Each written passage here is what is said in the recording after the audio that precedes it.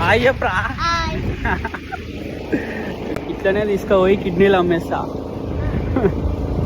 ఏం చేస్తారా మీరు? ఉరుకుతావా? అయిపోయిర్రా మీరు నా చేతిలో. మీకుందిరా.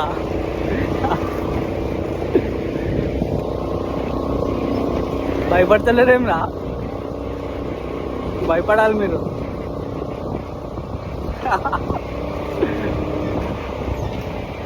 సరే కిడ్నాప్ ఏం లేదు కానీ ఏడన్నా చెప్పండి అడ్రస్. స్ట్రైటా? ఏం చదువుకుంటున్నారు?